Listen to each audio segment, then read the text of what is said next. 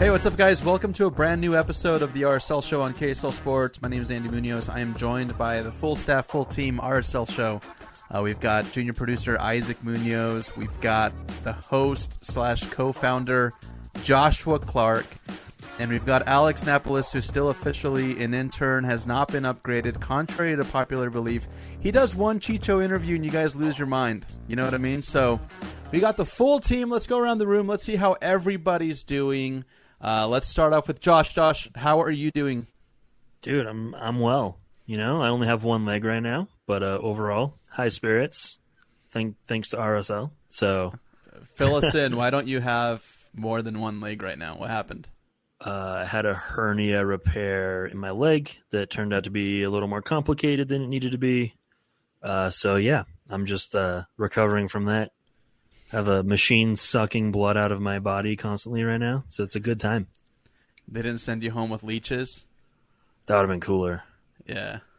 Well, get well, dude. I think we were trying to plan out the show, and I was like kind of trying to get our old studio space back, and then you dropped that on me. So has it been nice, though? Like, has it been nice to be at home in any way?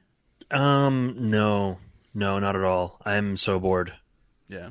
I think I failed to realize how busy I keep myself until I'm like forced to stop, and then it drives me nuts. Gotcha. Well, hopefully you'll feel better. Isaac's talking about being out of commission. Sounds like Isaac's been sick. How you doing, dude? I'm doing better. I started feeling sick on Friday, and I'm just barely getting over it. So it's been like a whole week. Yeah, I'm kind of glad to be healthy, but just sucks, man. Did you drink the water in Mexico? No, I didn't. Made extra sure not to. He probably just going through puberty, dude. Yeah, that's what it is. All right, dude, it'll get better. Sounds like you've had a fun week. Just chill in. What about you, Alex? What have you been up to, dude? Fill us in, bro. You're always doing all these incredible things. I think you're working the hardest out of all of us, dude. You got the Chicho interview. You got KSL stuff going on. It's only a matter of time, bro, before either another competing podcast takes you or a club takes you. So fill us in, dude. What have you been up to? Man, not much right now. Things have kind of slowed down with, high school being done. We did have the Chicho interview, which was super awesome. If you guys haven't seen that yet, go check it out. Super awesome guy. Love him. It was great to just sit down and be able to talk to him. But other than that, man, nothing. Just enjoying RSL, putting on some good results. Enjoying your youth, dude? Enjoying youth, exactly. Tell us, you had I think you had like almost 100% of the part of getting that set up, going through the club, working with Trey, building that relationship. You basically laid all the groundwork to get Chicho, and this was the third media outlet to have him basically in a one-on-one setting like this, and you did a phenomenal job, dude. You know, like we briefly went over, English questions, interpret your own question, have him answer it, and then Delmi Barrias, shout out, she was there to interpret his answers. But just candidly, dude, just kind of tell us how you felt going into this. Like, were you nervous? Were you overly prepared? I mean, how was the experience leading up to it? And then how are you feeling when it was actually happening? And then how did you feel after it was like concluded and wrapped up? Leading up to it, I wouldn't say I was nervous. I felt pretty good going into it. I kind of had an idea of like what I wanted to ask him and like what I wanted to talk about with him. I just wanted to make him laugh. I just wanted to make sure that he was having a good time. And then after, I felt like it went really well. We got him to laugh a little bit. He was very insightful about talking and very open about talking about LAFC and like kind of comparing LA to RSL. But at the same time, just being insightful about who he is as a person and who he is as a player coming into this squad. And so just overall super fun interview. And I'm very, very happy that we got the chance to do it with him. That's dope, dude. Did you ever think, I mean, you've been like a little over a year with RSL Show. Did you think that you would have it like before the RSL Show? Because I mean, let's face it, we just do awesome stuff all the time. Josh, we know this, right, dude? We've been doing it for a long time. Whatever.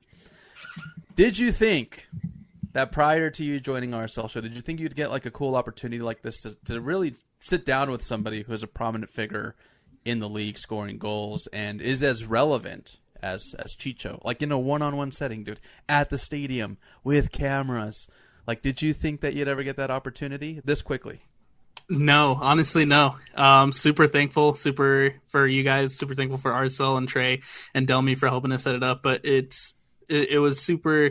It's super awesome just to be able to be out there experiencing that, and to be able to interview Chicho Arango like that. And because he's a star in Major League Soccer, right? Everybody knows Chicho. Super awesome guy, and just having that ability to sit down with him, talk to him the way we did, it was super incredible. And no, I didn't think that I'd be in a situation like that this quickly. Cool. Side part to that question: as a fan, did you ever think we were going to have a player the caliber of Chicho Arango? Probably not. No. I still have to like sometimes kind of step back and be like, wow, I did that. Like we did that. RSL brought in Chicho Arango. So it's interesting. Cool. It's a bit surreal still for me. Even like, yeah, for sure. None of us thought that was going to happen. It just kind of happened, Yeah. We haven't really had a chance to record since it happened, but I remember we were in the group chat and I sent it and you were like, no. And then all of a sudden it was happening within like 20 seconds. And then the group chat was going crazy. Yeah. Yeah. Well, no, dude, I think from the fan perspective, I don't think we would ever thought that we'd get somebody as relevant as Chicho on the club. But also, dude, like no need to thank us, dude. The reason that we brought you in is you're such high value. Is because here at the RSL Show, like we want people who have that attitude, who will go out, get the stories, interview the players, won't be afraid. And so you've been a great addition. Josh, would you agree? Definitely agree. All right, cool, man. That's enough paying homage to Alex Napolis. Isaac, you got to one-up him now, dude. Who are you going to go interview? Messi, dude. Yeah. Dude. Hey, there's a chance, man. There's a chance that we might see Messi, crowned victorious here in the mountains here soon. Depending, what's the stipulations for like what has to happen for them to come play a final here? Because we have to beat Houston, and then Miami has to beat FC Cincinnati. So not likely. Like the odds are pretty low on both sides, right? So, but also the odds were pretty low in getting a signing like Chicho, and the odds were pretty low in signing a player like Messi to MLS, right? Yeah, I'm just not getting too hyped for that yet. So anything can happen. And if you guys are curious as to where we've been and why things have happened the way that they had, Isaac and I, we flew to Mexico. We put our beautiful grandma to rest, our grandmother. She passed away. She lived a beautiful life. Our cousins, our uncles, they run a church down there. It's a pretty big establishment, and they just did a beautiful service. And then we got to see where she was like laid to rest, and it was amazing. It was beautiful. Shortly after that, came back for one day. Chicho news dropped. We put out content as much as we could, and then I was back out to San Diego like the following day. Had an amazing time. And guys, I'm gonna say this for the listeners: if you are working too hard, if you got a lot of things going on, I like to think I'm somebody who's got a lot of things going on. Let's face it, with the way that the world is right now, and just to survive, you got to have maybe your 9 to 5. You got to have like a side hustle on the side, and then another side hustle on top of that. Well, this was like the first time where I was just like really able to unplug and go vacation and just be somewhere that I enjoyed and kind of leave everything behind, right? Like you guys felt that. You guys sent me a text about the RSL show, and I'm like, here's your answer. I'm going back to vacay mode. If you guys are listening and you're like, dude, life is feeling stressful, life is feeling heavy, I'm not having fun, you're letting the little things in life affect you, take a vacation, schedule that damn vacation, take that stupid PTO. From somebody who worked so hard for such a long time, and I used to be like that hustle grind mentality at work, like screw PTO, I don't need it, I'm going to work hard, first to arrive, last to leave. Dude, just set that aside, and please, for the love of all things beautiful in this world, go out, get your mental health right, vacation, take a break, because there are things that are more important than working all the time. There are more things that are important than soccer. I hate to say that, but like in reality, I do a lot of soccer.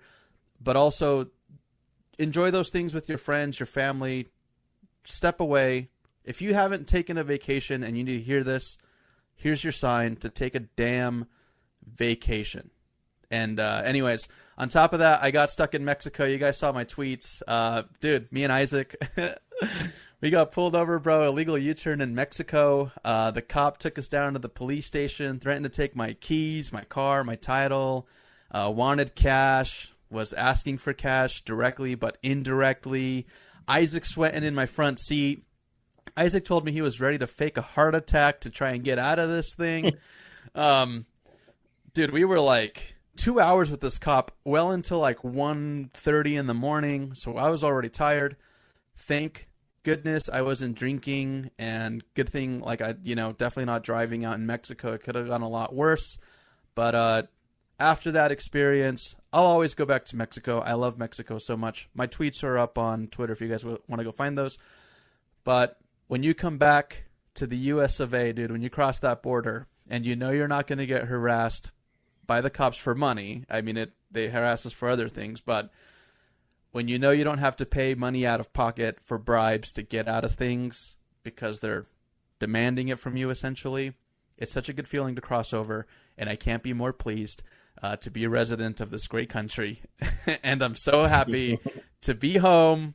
But anyways, it's just, if you guys can't tell, I'm in a really good mood, and the things that help me put me here as far as like the great mood and everything is what has manifested and what has happened for this club in the last few days. There we go. There's the transition. Guys, it's a freaking awesome time to be a Real Salt Lake fan. Who cares what we said a month ago? All right? Who cares? Let's just delete all those episodes. No, I'm kidding. No, like we said a few months ago, we'll change our tune when the club changes its tune, right? And what's happened? The club has shown that they're willing to spend money now. The club brought in the 9 that we've all been dying for. The club's bringing in a 6, another position we've been dying for. So when you're seeing results and then you're seeing the pieces go to this coach who has done a pretty good job for what he's gotten, right? We've definitely had our downtimes where we've all been irritated. But to see, the club starting to gel, Diego Luna on the field, new signings coming in, players starting to perform, of course we're going to change our tune. I'm not going to sit here and continue to complain when things are going well. That's just not what we're here to do. I love it. So what do you say to the people that, because there were two sides, right? There were people who were happy that it was finally coming into completion, that we're seeing like the money spend. But also, I think it was completely valid for us to be critical where we were saying, okay, when is this going to happen? Obviously, it took some time to get here. But I've seen people online saying, oh, like, how stupid did those people sound or look that were saying that this ownership wasn't going to spend money? Dude, it was a process. We all sat around. Like, the season started, the matches started, the results were going horrible. We didn't have the signings that we needed. So, Alex, I'll throw that over to you, dude. I don't know if you saw that, but what would you say to the person or the people who are essentially saying, wow, you guys needed to be more patient, and you guys needed to trust in the FO a little bit more? What would you say to those people? I agree, and I take it back because there was points where I was impatient with this club and with the FO. We talked about it here multiple times, but now they've really taken that initiative to bring in a guy like Chicho Arango, an MLS star, to bring in what's potentially looks like to be a really, really solid defensive midfielder that probably this team needs. And now all of a sudden things are clicking, right? The team is playing really well. Pablo's got 22, 23 guys in rotation that are playing really, really good soccer. We're getting good results, albeit on the road. A lot of positives, man. A lot of positives, and I think right now is a very good time to be kind of on this believe train, to be on the believe hype of Real Salt Lake, because we're heading in the right direction. And I understand the criticisms of people wanting all this to happen at the winter window, before the season started, but I'm just happy to see the direction that we're heading in. It feels good. Before you go, Josh, I know you're just dying, bro. Alex, please, when you're done with the Kool-Aid, bro, will you hand it over? Thank you so much. I would like a glass too. Josh, go ahead, brother. What do you got to say, dude? Yeah, I'm gonna absolutely counter Alex here, of course. I don't apologize for being harsh on the FO and ownership at the time, because who's to say if the fans weren't vocal and, irritated and whatever, that they would have done anything, right? If they would have been like, oh, the fans seem fine, we're going to stay par for the course. The other thing about being patient, yeah, there's patience, but it's hard to be patient when the club's never done anything, right? Not to say that Andres Gomez wasn't something in Brian Vera, but we never really saw the ambition. We're never linked with players, right? None of this stuff happens. So, of course, none of us are going to feel like, something's coming. And anytime we do get linked with someone, oh, that's just their agent playing games.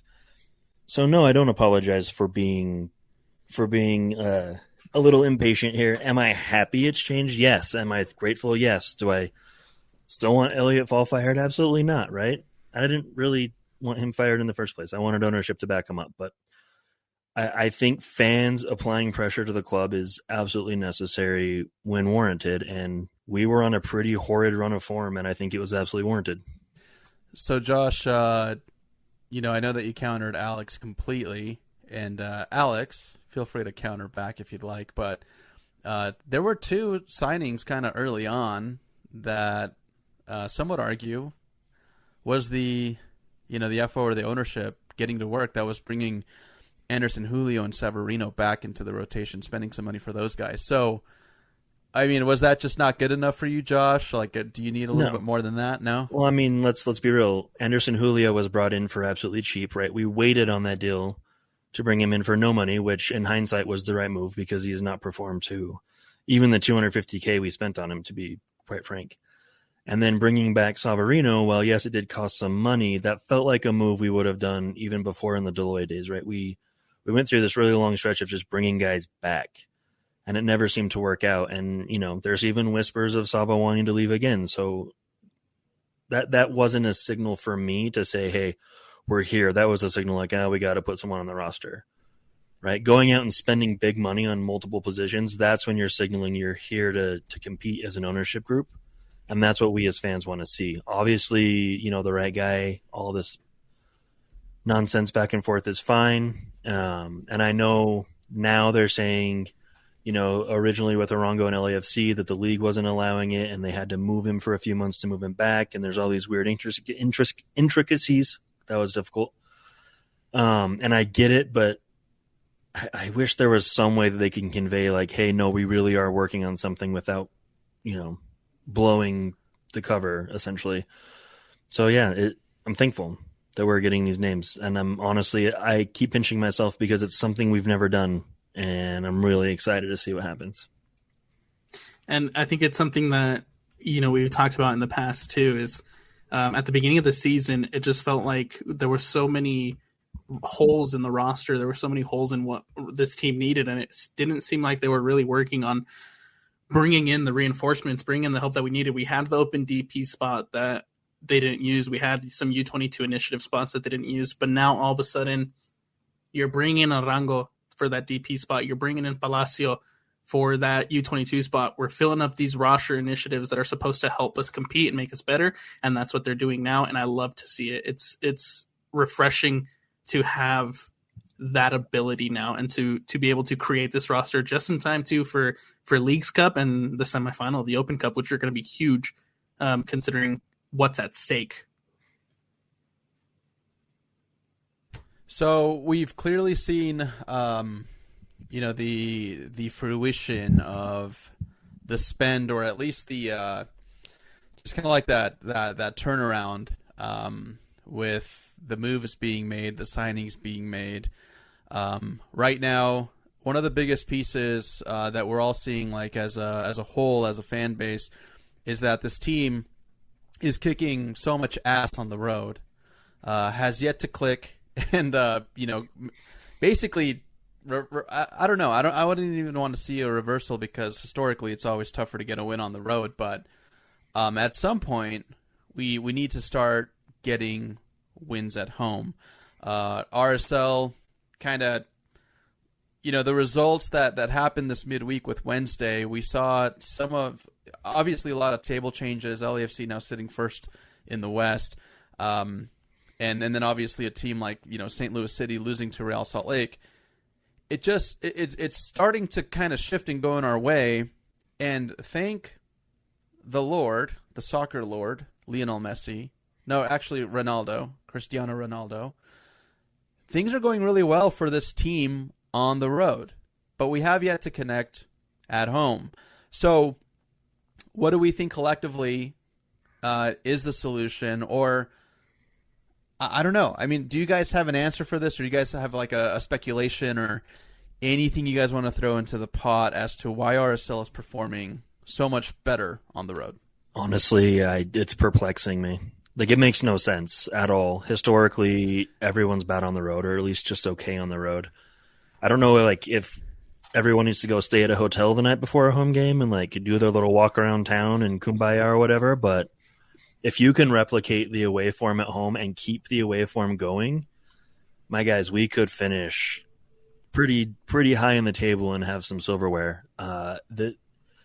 Man, I feel like I'm getting ahead of myself, but the last couple of results look like championship winning teams, and we don't even have the new firepower, and we're missing guys to boot, right? So I don't know what they're doing on the road that's making them so confident, but man, they need to replicate it at home, because if they do, watch out. Yeah, and to knock off I wouldn't say knock off, but just to beat a team like St. Louis City. I mean, that was a team that early on in the season I remember saying, hey, like that's a championship caliber team. They were in first place yesterday. Hot start, yeah. I mean, they're demanding a lot out of their play, and they're such a cohesive group. So for Real Salt Lake to go and do it on the road is actually massive. We didn't obviously record prior to this match, but I think that had we done predictions going into St. Louis City, I don't think we would have expected a win. No, I would have been maybe a tie. I mean, we have Alex over here who's just turning into Trey and just so positive all the time. But you don't really expect to win on the road against the best team in the league. You don't. Well, and this is a St. Louis team who's coming in fractured. They don't have their 3 DP caliber players, especially Joao Klaus. And I think since losing Joao Klaus and Lovin in the midfield, it's been a very different St. Louis, and they've been a struggling St. Louis. They hadn't won in 3, now 4 games, and so I kind of felt like with the way RSL was playing on the road, heading into St. Louis, I felt confident that they would be able to pull off 3. But did you expect an absolute blowout like that, though? No, absolutely not. No, I was honestly expecting more of an Austin type game where you grind that 2-1 victory, but for them to just go into St. Louis, whose fans are phenomenal, incredible fans. And play the way that you played, it's so refreshing to see RSL being as good. The build-ups on each and every one of those goals was fantastic, and it's so nice to see kind of that style show for RSL. I have a question for you, Alex. I noticed this a few games ago, but I feel like there's been a shift in how we press. I feel like we're pressing just unbelievably high right now and aggressively, and I think that's really helped with our form. Have you noticed that as well, or is that something that I'm making up in my head? No, it's definitely something we've seen change. It's been a little bit higher, and I don't know if it's just the personnel that's been out there, but it's definitely it's helped having the rotations, if you will, because you got all these guys coming off fresh. You're not overusing minutes, you're not playing players, and they're getting tired or whatever. But you're keeping a fresh 11 in all the time. You have all these players coming in against teams who are also dealing with congested schedules that probably didn't have the fortune that Rouse Lake had to rotate their lineup the way that we have over the course of the last month and a half. And it shows. It shows the fresh legs. It shows in the momentum. It shows in the press. And RSL has been so good in the press the last couple weeks. Yeah, I think RSL last night showed the entire league how to beat St. Louis, which is press St. Louis back, right? They're going to hit you on the counter, but man, they could not handle, like, our line of confrontation was in their defensive third, and that's what they do to teams. So having someone do it back to them and do it well, they can't beat that. There's so much to digest out of this match, and we'll get to that. But first, and this isn't the end of the show, Josh. Okay, so I know you're gonna say, "Why are we doing this now?" We're gonna do this because we asked for it, and then we're gonna go and we're gonna break down the amazing stuff that happened versus St. Louis City, which we already know it's the Krylock brace and the Diego Luna Moonboy goal. But we asked on Twitter. We polled. Well, first off, we polled the Twitter listeners, watchers, followers. We said, do you have confidence in Real Salt Lake to take all 3 points tonight versus St. Louis? Close to 100 votes, but it went 55.8% in favor of Real Salt Lake winning this match, 19% for St. Louis, and then the draw was at 24. So collectively, a lot of people thought we'd get a good result. And then if it wasn't the result, it would be a draw, which if we were to do, go back in time and do predictions, I would probably say a 1-1 draw on the road is what this would have been. Obviously, it didn't end that way, and I'm much happier this way. Now, we also took to Twitter, Instagram. Guys, if you guys aren't following on our social media, follow us.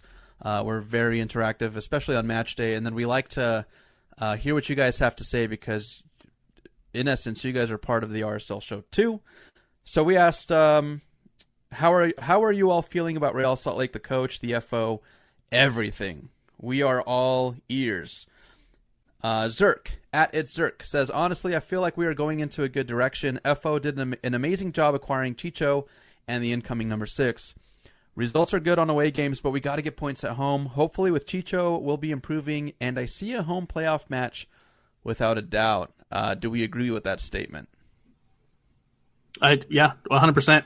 And I don't think people have really realized what we're getting with Palacio as well. But I think that signing is going to be huge for RSL. It's going to settle the midfield and free up Ruiz and Ojeda or whoever. It's going to be a game changer. For MLS old heads, think like Diego Chara 2013. That's kind of what you're getting in Palacio. Damn, that's a statement right there, huh, Josh? Yeah, 6 that can also score. Okay. Pretty good. Pretty good. We'll take it. Hangry Hippo says, will Andy understand the difference between Zach Farnsworth and Bodie Hidalgo this episode? Listen, man, there's a lot of young faces. There's a lot of young dudes on the team, on the squad.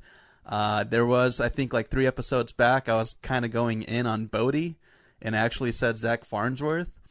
And I think like 40 minutes after I posted the episode, Alex Napolis texted me and he's like, dude, Zach Farnsworth hasn't played minutes for Real Salt Lake. Whatever. It's going to happen, guys. I actually saw Zach Farnsworth at training the day that we went to go do the Chicho thing. And I had an opportunity to be like, hey, dude, I am so sorry that I shit on you in public about your playing and you haven't even played with us. I was going to, but then I was like, nah, this guy doesn't listen, bro. They don't care. All right, so Hangry Hippo, I still hate you, dude. You are my number 1 troll listener, but I always acknowledge you because you got to acknowledge the trolls from time to time. All right, love you, dude. Hope you're doing great.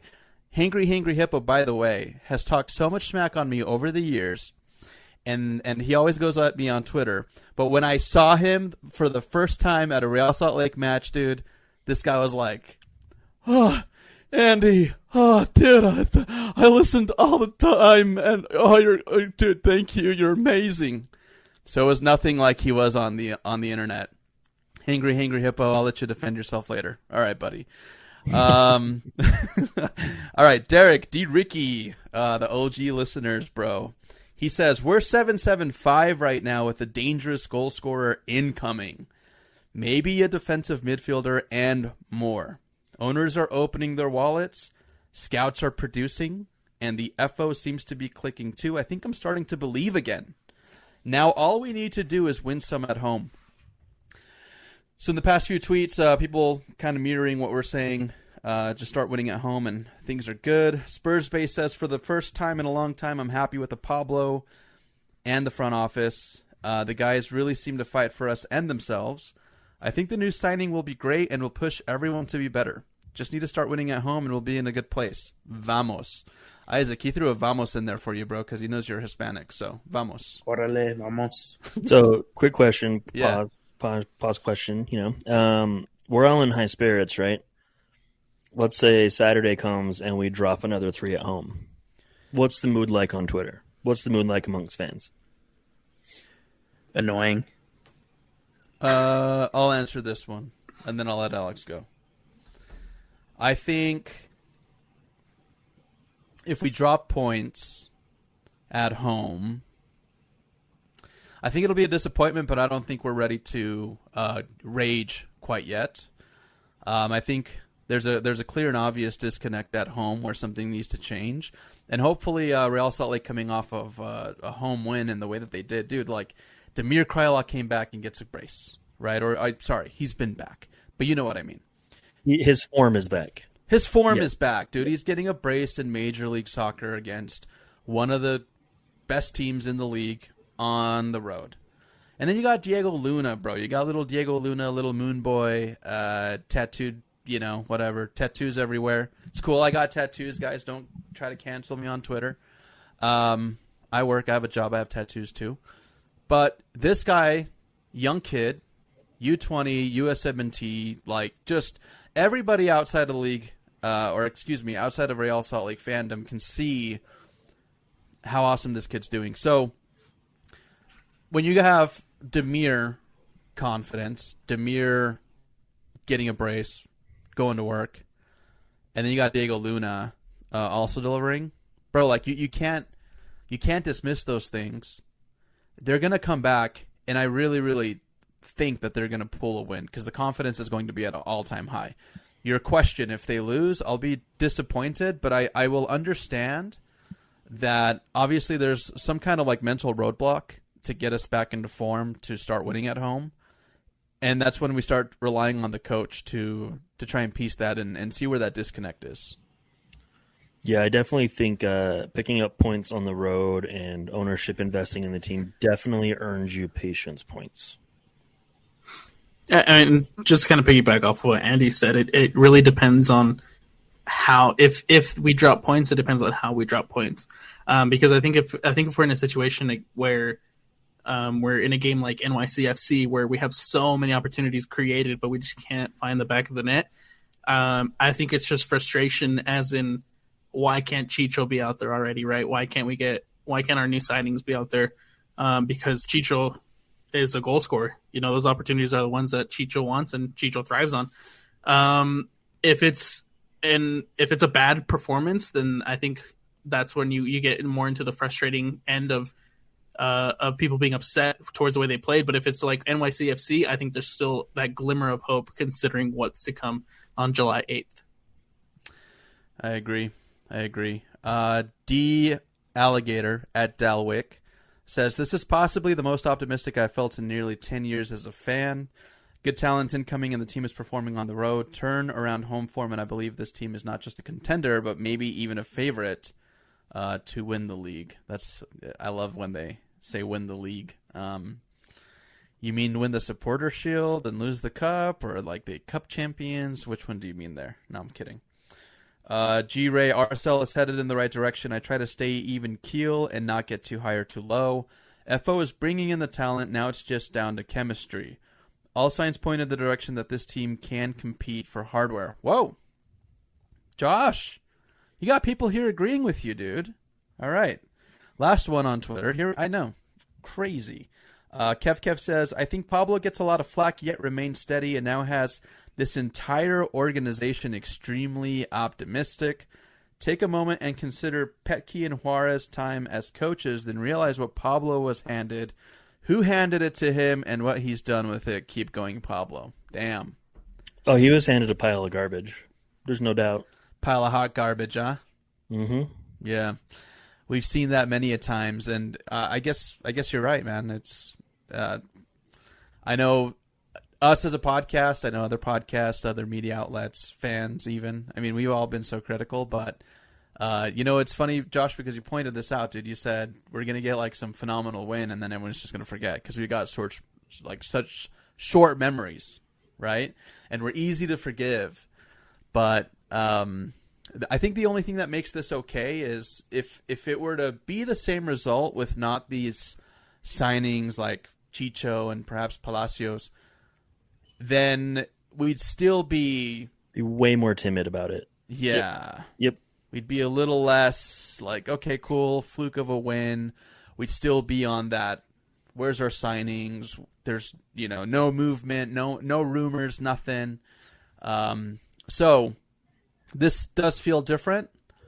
Somebody says they feel way more optimistic than they have in like 10 years. Well, I felt very optimistic. I felt that way after the Western Conference final that we lost, because I was thinking, oh, hey, we're going to have a full season with Pablo. And then that just kind of fizzled out and just kind of watered out. So hopefully this isn't on the same trajectory, but I really don't see that happening unless like Chicho is like a fluke and he doesn't do anything or he doesn't mesh with us, which I just don't believe is going to happen because the guy is just that. He's the guy. Yeah.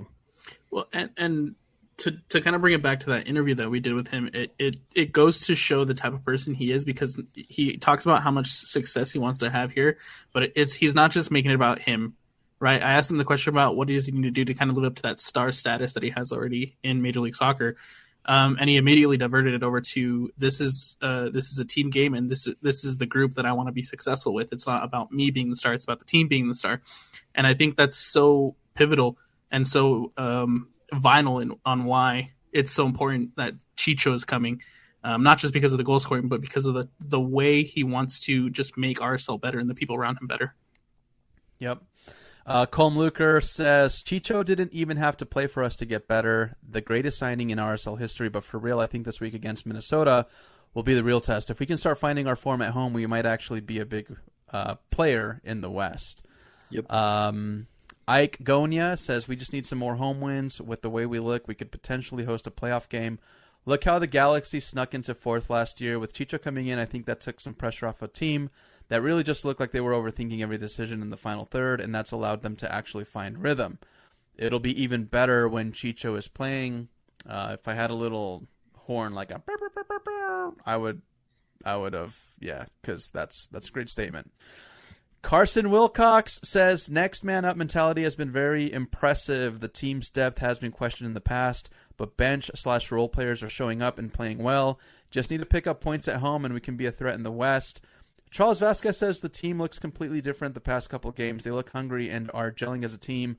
The coaching staff deserves credit as well. So just super positive stuff online from fans. And one of the listeners' comments that we just read about the next player up mentality. Elliot Fall was on the Spence Checkits show. I don't know what it's called. But they interviewed him briefly, and they kind of talked about the bench rotation and the depth that they have, and how does that affect maybe those relationships where players came here or they've earned that start or they've earned. We've said it before. I think on this show we always kind of referred to it as Pablo's guys, right? Like when we felt frustrated and we were wondering, why is this person starting every single match? Why aren't they coming off the bench? We kind of wrapped it all into, well, Pablo's got his guys. But Elliot, in this interview, had said that they are they're welcoming that, and that the locker room is welcoming that, because the players see signings like Chicho or like the other names that we've mentioned. When they come in, not only is it going to force them to have to fight to retain their spot, and they know that that's coming, but also they welcome that talent in because, yeah, dude, when you have somebody like Chicho join a squad who's won Supporter Shield, who's won an MLS trophy, it's the level of knowledge and experience that player has just from his run with LAFC, who is undoubtedly probably already one of the greatest clubs in Major League Soccer history. That experience does something to a club. It does something to a locker room. It does something to the young players who are maybe idolizing Chicho, because you know that's happening. You know there's players in the locker room who are a little starstruck by Chicho, right? So I think, I loved hearing that it's not a threat and that the teams are welcoming it. At the end of the day, I'm sure there's players that are feeling threatened, and we already see it on Twitter. People, throwing names out like Rubio Rubin, like what's going to happen there, right? So I think it's time for that shift, and I welcome it as well. Yeah, I mean, if I'm Rubio Rubin, I'm sweating a little bit. Danny Musovski's obviously played with Chicho before, but his form's obviously improved. He's looking better. Damir's looking better out of nowhere. So, the attacking guys, they're probably pumped, but one or two of them are like, well, there goes my time off the bench, right? And it's probably Rubin because he's been the least productive out of all of them. But even with Palacios, I mean, Ojeda's got to step it up now. Jasper has to step it up. I don't think Ruiz needs to. Half-filled bomb earned you some points for a while. But yeah, it just makes everyone better in the long run, and it's a great thing. Yeah, two things there. So Chicho, in the interview with us, he spoke of Musovski and said that they've got good chemistry and that they play well together. Another player that he mentioned that he was excited to play with was Pablo Ruiz, which is a little, and I mean, he said he was, he's a great player. He's a phenomenal player. It's cool to have kind of gotten that perspective, at least from Chicho, just from himself, because, we've seen our own product. We've seen Pablo Ruiz. We've seen him almost every single match. We've seen him score, and then we've also seen him do some woofs where it's like, whoa, dude, you skied the shit out of that ball. But also, we've seen you score from your own half. Shout out Pablo Ruiz, hell of a goal, one goal of the week. So it's cool to kind of see that recognition already from Chicho. Appeared to be excited about being here at Real Salt Lake, and I think that when you go out of a league and you had some success, and then you go to like Liga MX, and then you're back, you got to think that guy's fired up. You got to think he's excited to be back in Major League Soccer. The debate's out there. People saying Major League Soccer surpassing Liga MX.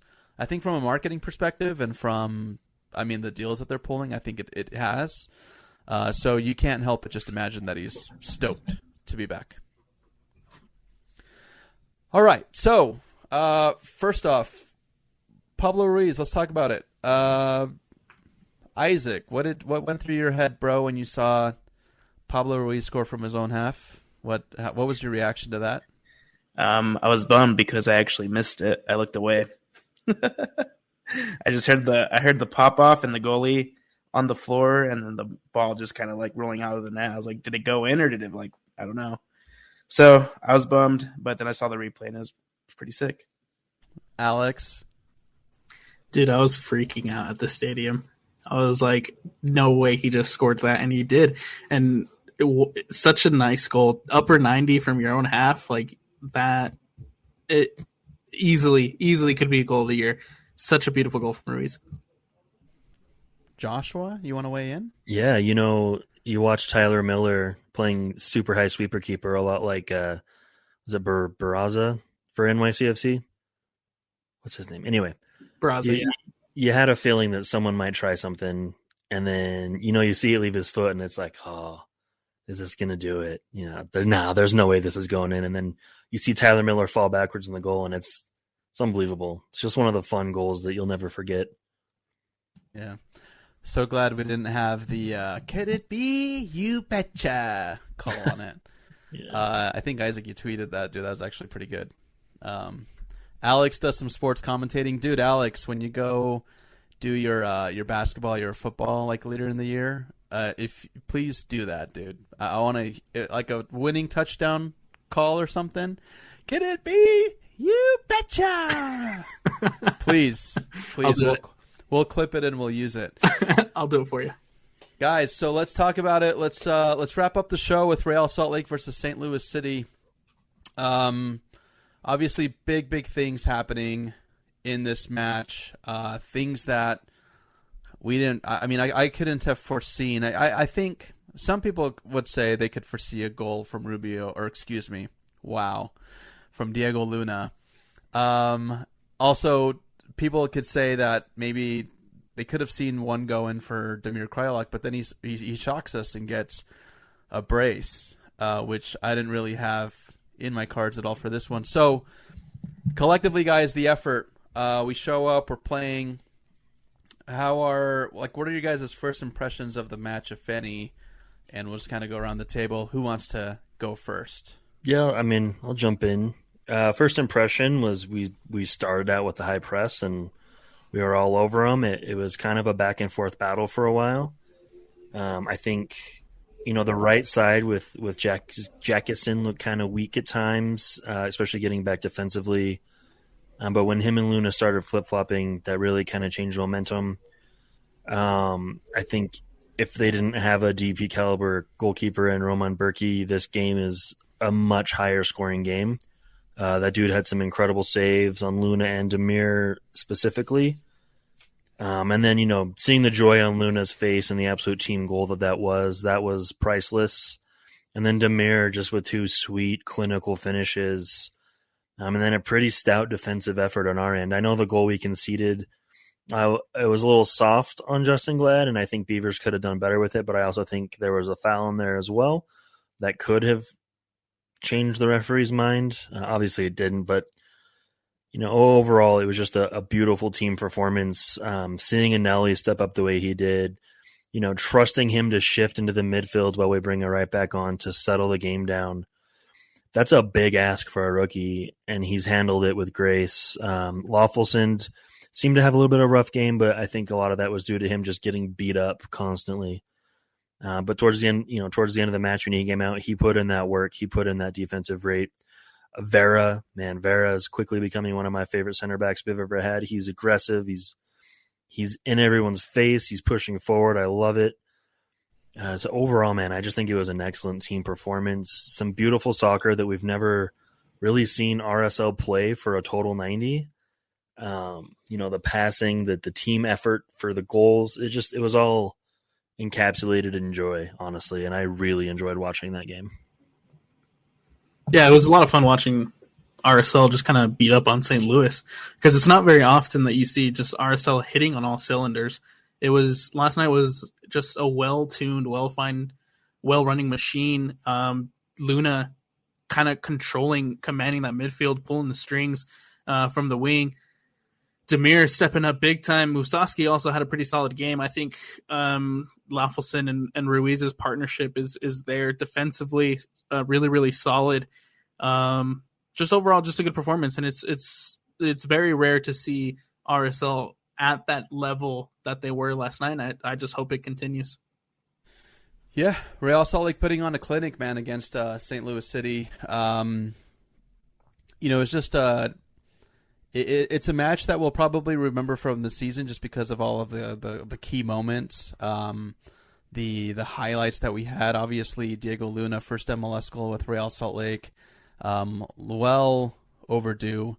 But yeah, he got that in the 15th minute, and overall, it's just like you guys were saying, Real Salt Lake really did just outperform a team that for a while has been at the top of the table and has been, more or less like the talk of a serious contender for silverware. So let's just kind of run down the stats. I always like to kind of look at how even the games were. And we'll just go over some of the stats, and then if you guys have something to add, just barge in at any time. So Real Salt Lake shots, 13 to St. Louis City's 11. Shots on target, 9 out of 13 for Real Salt Lake. Shots on target went 3 for 11 on St. Louis. I feel like that's usually flip-flopped, but go ahead, Alex. Yeah, and it's weird to see RSL have 9 shots on target. Because I feel like even at home, they probably limit it to like 4 or 6. But for them to have 9 of 13 on target, it's awesome, and it's great to see. And I think it just goes to show just how well-tuned that machine was last night for RSL. Yeah, well, it puts it at like 75 to 80%, but I think you're right. It's usually like 40%, right? We're seeing shots probably in like that 10 to 15 range, but then it's on target. It's always like 4. So yeah, you're absolutely right. Possession went 52 to 48% in favor of Real Salt Lake. Passes connecting a little bit more. 428 versus 390 for St. Louis. Pass accuracy the same, about 75%. Fouls, it was a little bit more heavy on St. Louis, which I think is understandable. You're losing at home. You're frustrated. You're going to pull 13 fouls to Real Salt Lake's 8. And as far as corner kick opportunities, we had one less than St. Louis City. It went 4 for St. Louis and 3 for Real Salt Lake. Diego Luna scoring in the 15th minute. Like you said, team goal, Josh. I'm very happy. I think we could all feel like Diego Luna's excitement just on his expression. I think a lot of people were just kind of, proud dad moment, or depending on your age, proud brother moment, whatever it might be. And then Damir Kreilach after the first half, 48th minute and 66th minute goals. So with assessing this one, were there any negatives in this match that we had seen, probably more so from like an individual performance? I know it's usually tougher to kind of nail these out on wins like these and games that we're excited on, but was there anything that stood out that was a negative from anybody on the field? I think Jasper had a rough go at it for a lot of the game. I think Bertine Yakison also kind of really, really struggled to grow into this game. And I'm honestly glad that Pablo made the substitution at halftime, because it just seemed like Yakison was just struggling to kind of figure out ways to break that St. Louis defense. Other than that, though, I mean, just clean up on some of the sloppy turnovers. There were still a couple of bad giveaways, especially early in the first half, especially through that first half. Just some sloppy giveaways that RSL needs to clean up. But besides that, really, I mean, just a good performance from the side. Yeah, I think the halftime substitution was smart, because 90% of St. Louis's opportunities was coming from the wide positions, where your wingers are supposed to be covering defensively. So that was a smart move by Pablo. It really changed the dynamic of the game and allowed us to, smash and grab 2 goals and then really just ride out the rest of the game. I thought the way we killed off the game was really smart. I haven't really seen us do that, but we did really well to get to the corners, not take stupid opportunities, that can turn into a counterattack. We played a lot at the corner flag. So that was a nice change to see as well. And credit to the coaching staff. Credit to Pablo for being able to close that one out, and just kind of, it's not often that you see a team have 20, 23 players consistently playing, in good form. And they have been over the course of the last month, and I think that's huge credit to Pablo and his coaching staff. Absolutely. The league also kind of recognizing Real Salt Lake's play. Got Damir Kreilach in. They don't call it Team of the Week anymore, I guess, because there's multiple weeks. But there was a Team of the Match Day, which is pretty funny. So yeah, we've got Damir Kreilach, a forward, in Team of the Match Day, along with players like Alan Pulido, who is in really good scoring form right now. He's back with Sporting KC after being absent for a while and just getting goals. Not really any other mentions player wise, but Pablo Mastroeni also got coach for Team of the Match Day. So I think that's something special. And then also, if you guys look closely on that infographic from MLS, on the bench, Diego Luna was also involved on Team of the Match Day. So some pretty cool accolades, just some cool recognition from the league there. Major League Soccer for the first time in a while, tweeting and sharing highlights of Real Salt Lake. So yeah, I mean they just recognize the talent and the goals and all the positive things that were happening there. if you guys are ready to wrap up the Real Salt Lake talk, I've got some results around the league, some bangers, some really, really fun soccer. I was working 5 matches last night. One of them was not the Real Salt Lake match. It wasn't assigned, but I was watching that one. But I think in like the stretch of like 30 minutes, dude, like 15 goals dropped. So there were like a lot of goals scored. So unless you guys have something to add to Real Salt Lake talk, we can jump over to MLS. All right, so some very interesting results around the league. A lot of fun matches, like I just said. Atlanta United, New York City FC, playing in Atlanta. Pereira gets a brace, but then the win is foiled by a late goal by Atlanta United. 2-2, so they get a draw there. Let's skip over to New York Red Bulls versus Charlotte. 2-2, full-time. Orlando City versus Philadelphia. That's also a 2-2 result. Did you see that goal from Martinez? Yes. Oh, what a strike, man. Yep, Jose Martinez. What's his nickname, dude? Remind me. El Brujo. El Brujo, yeah, dude. Just struck the hell out of that ball. And it came in late, too. Yeah. It was like almost like outside foot and then just curled up to the top right bin. From outside the 18, yeah. Dude. It was so nice. Beautiful, beautiful shot. So I think that's got... I was going to say that's probably the best goal that happened that night, if my memory is serving right. I would say Diego Luna, but that's just because I'm, for some reason, emotionally attached to him. I don't know why, as a fan. But, yeah, El Brujo, man, we'll definitely take that one. Montreal picks up a win over Nashville. Montreal and Nashville, dude. Who's tuning in for that? 1-0 result, Montreal. Josh, I know you've got a lot of free time right now with your leg and all that, but would you tune into a Montreal-Nashville game? No. Thank you. Not even for Aaron?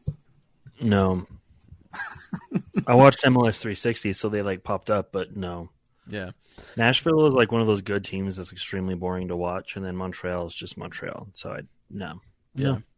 They are good now, but no. Cincinnati, 3-0 win over Toronto. Houston Dynamo. This match was a little bit slower in the beginning, and then 2 goals came in a little bit later. Both, I believe, 2 assists from Hector Herrera to cap that one off. 4-1 over San Jose. Real Salt Lake pulls a win, 3-1. We all know about that. We just talked about it. The Colorado-Vancouver match, however, got postponed. Who cares? Chicago, this is actually very surprising. Chicago beats Portland 2-1.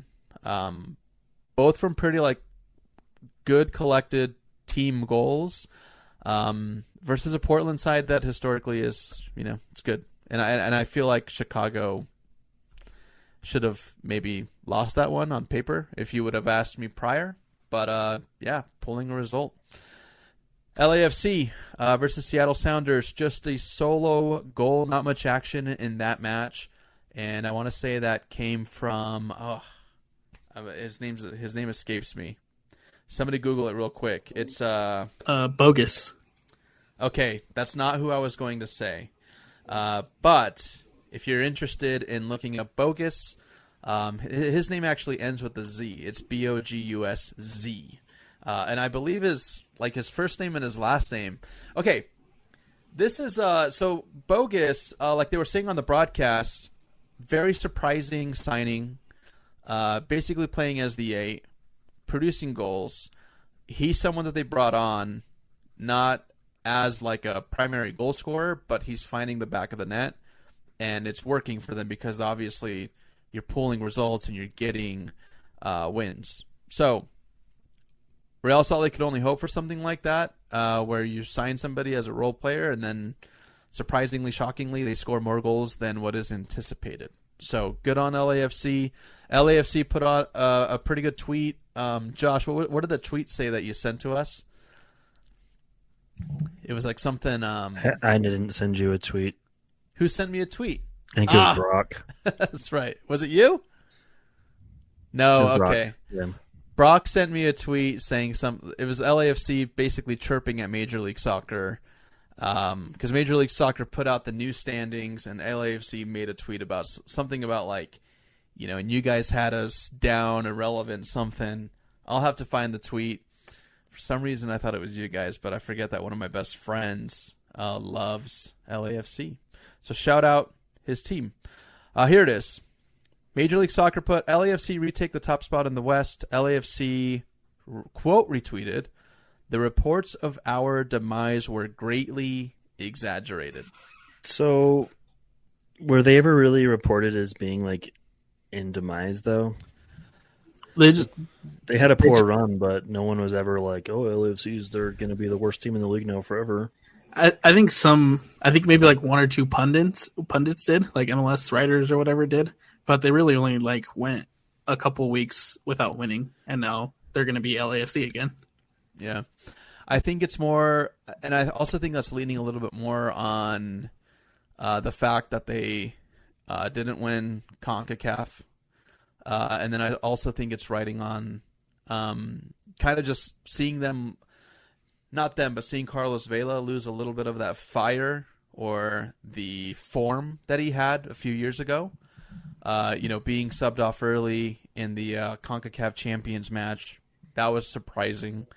So I think it's just from that perspective.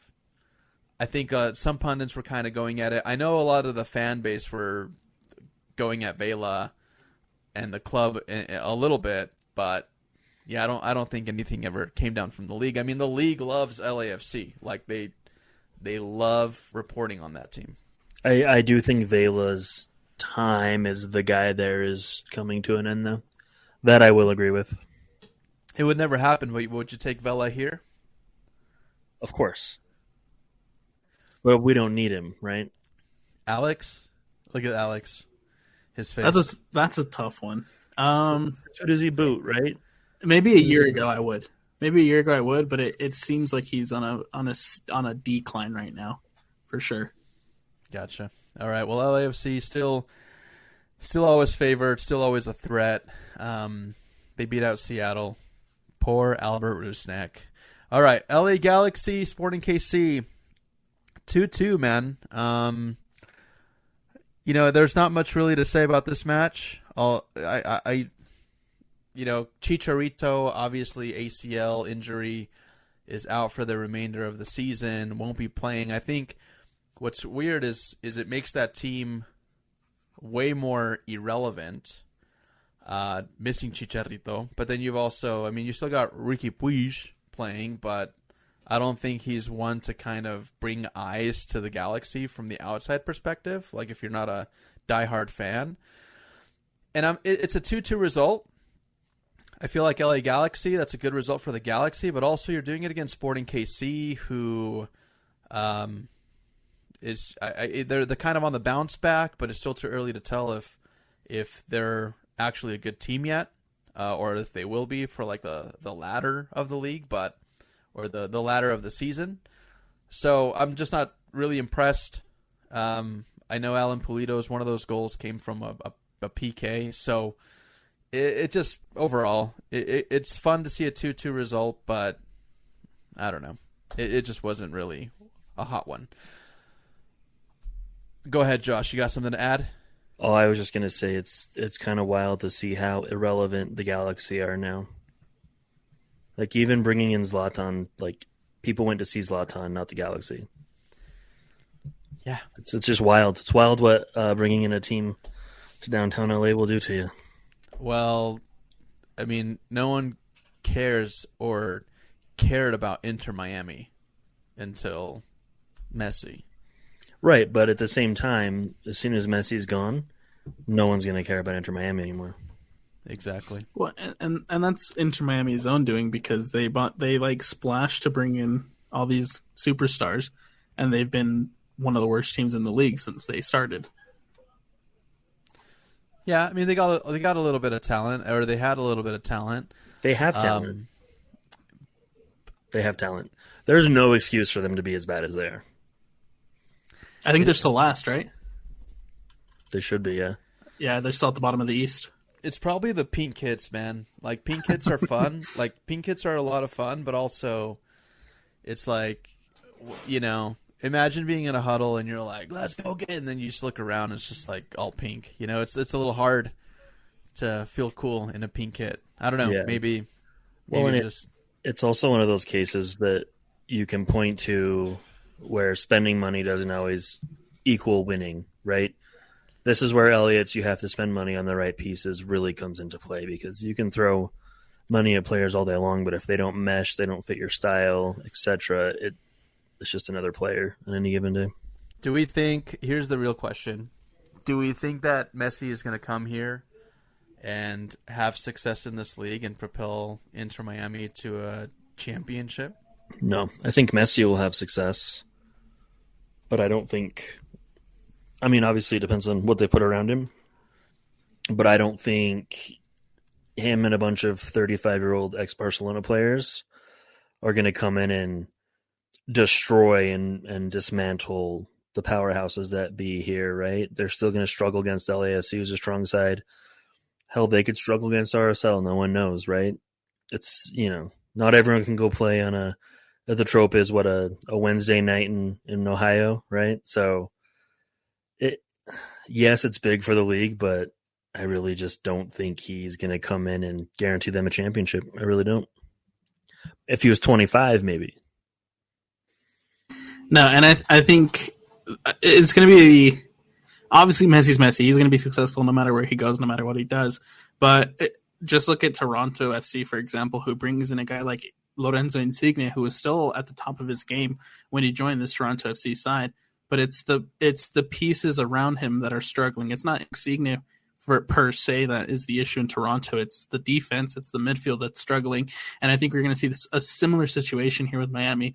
Sure, they might bring in Sergio Busquets and a couple other Messi friends, but at the end of the day, I still think defensively is where this team struggles. So Messi and his friends can go get you 4 goals a game, but it's not going to mean anything if you can't defend.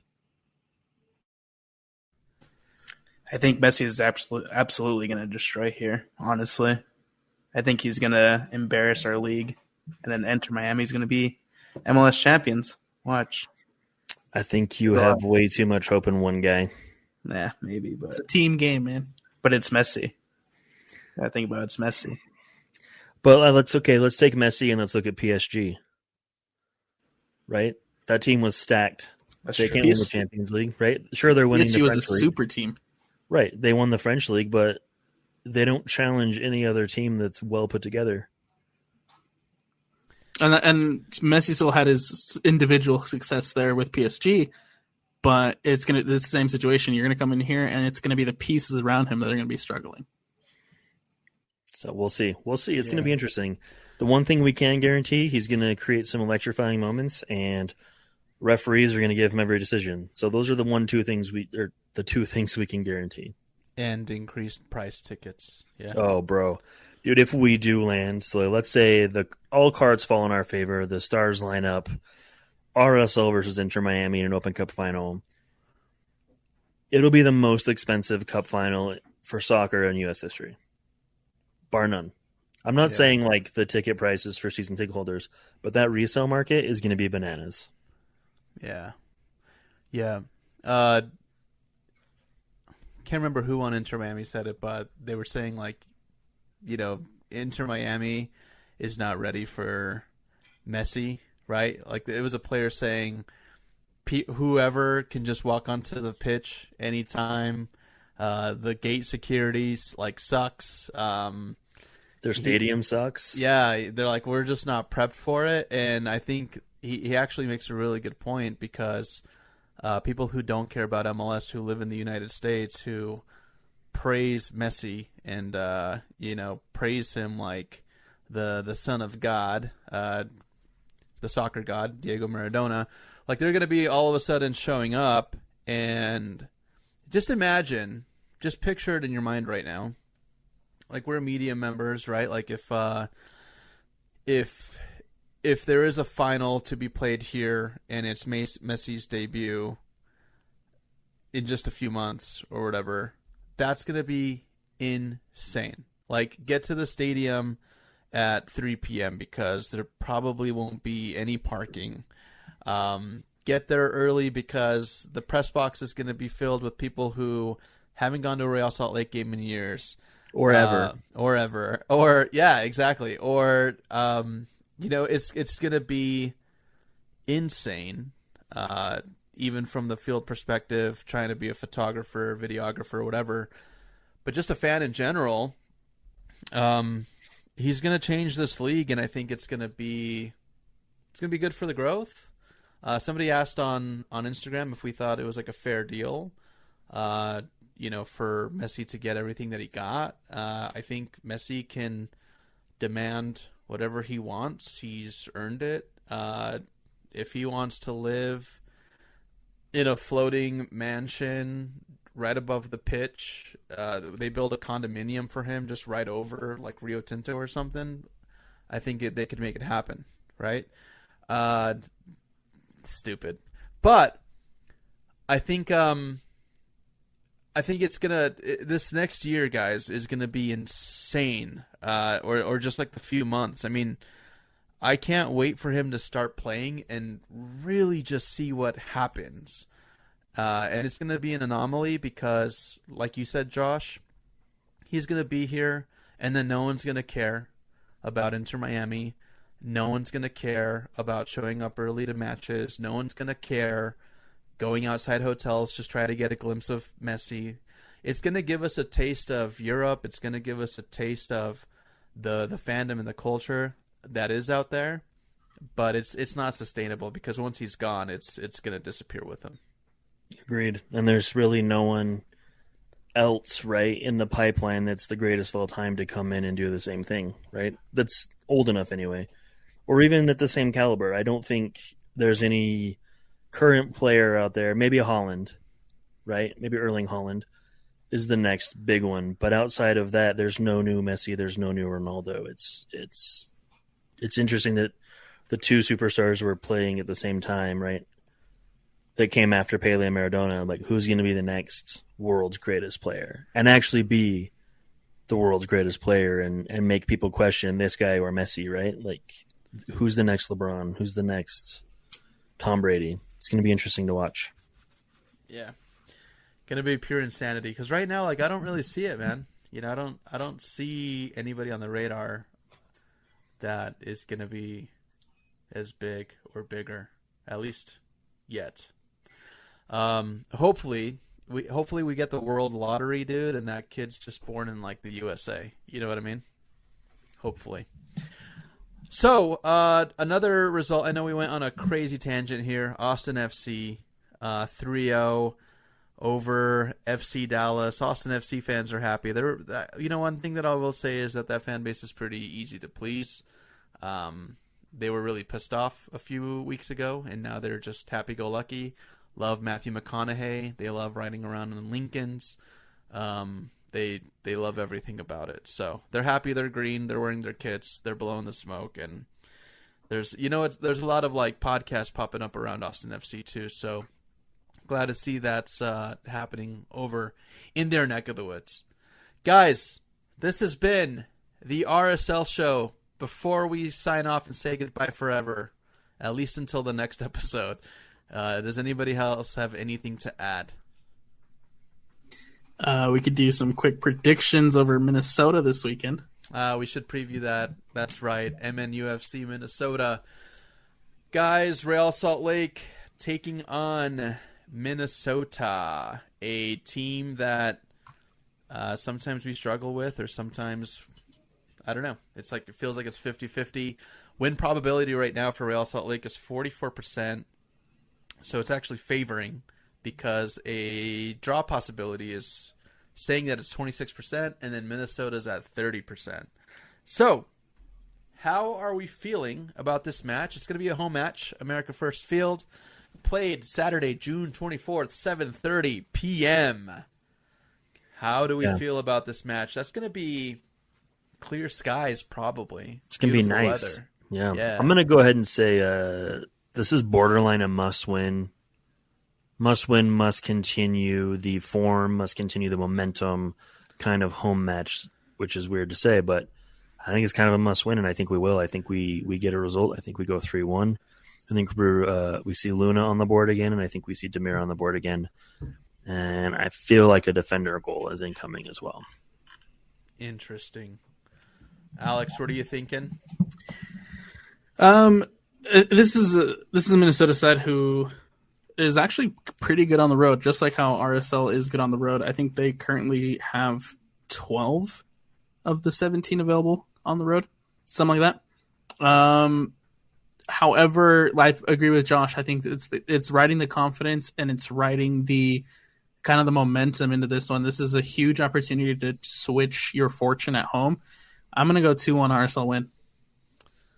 Yeah. Let's look at the last couple of results. Isaac, go ahead, dude. You seem to be right, dude. So tell us how this match is going to go, and then at least name one player that's going to get a goal. It's going to be 2-0, and then I think Diego Luna is going to score again. Yeah, I think he's going to just score again. I don't know. I have a feeling about it, but hopefully he'll get a goal and prove me right again. You know what's crazy is when I was like the producer, I guess I still kind of technically am, but like when in my very beginnings, Josh, if you remember, dude, my predictions were pretty spot on, bro, score wise. Yeah, I call that beginner's luck. You weren't jaded yet. That's beginner's luck, Isaac. Yeah, I like that. But let's take into account Minnesota United's past results, not counting the U.S. Open Cup, because I don't want to count that. So May 20th, let's just go back. Yeah, let's go back like the last 5-6 matches. So May 20th, full-time result over Portland 1-0. Fast forward to May 27th, we actually drew Minnesota 1-1. So if that's maybe an indicator. However, a lot of things have changed. Just in that short month. And then they lose May 31st 2-1 versus Austin, which if we remember, Austin FC was actually kind of struggling around that time. So they beat Minnesota. And then June 3rd, Minnesota-Toronto, 1-1 draw. And then Saturday, June 10th, it looks like they had a bye week leading up to the Saturday's match. But on June 10th, they got their asses kicked by Montreal 4-0. So, in these last 5 matches, 1 win, 2 draws, 2 losses, and the last loss, pretty significant, 4-0. That's just like I don't know if you could say the team's in shambles, but that's pretty alarming to lose 4-0. Yeah? So, if that is what we are up against, a team that hasn't won a match since May 20th, a team that drew some and then lost some, pretty bad loss. If that's what we're up against, on paper, we need and we should win this game. We need to win this. We should win this game. I am going to say we've got a hot RSL. Diego Luna doing moon stuff. Damir Krylock, monkey off his back. I'm going to say, dude, I think we go like a 3-0 result. I want to say 3-0. We go up 1 in the first half and then 2 in the second half. And we should, man, I hate making predictions like this, but I think we're going to pick it up. And I'm going to knock on wood. You guys can hear it. So what do you guys think? What are we? So win for Isaac, win for myself. Alex, you said 2-1 RSL win. Josh? 3-1 RSL win. That's scary. Oh, man, that's scary. No, we're going to lose now. I'm going to say we lose 4-3. All right, cool. Guys, let us know who you agree with. Let us know whose scoreline is probably going to be the most correct. You guys can tweet at us at RSL Show. By the way, big heavy emphasis on YouTube. We've been posting a lot of videos on there. Subscriber count's going up. There's a lot of post stuff on there. We post like the interviews that you may have missed. We post the highlights. A lot of cool stuff going on there. And again, a special thanks to our partners, KSL Sports. They just own the Real Salt Lake space. We got the pre-post match and Lauren and Spenno. On match day, we got David James also doing stuff with them. I mean, there's everything's interweaved, everything's interconnected. So give us a follow. We love you guys, and hopefully Real Salt Lake can pull a win. We'll see you guys on the next episode of the RSL Show.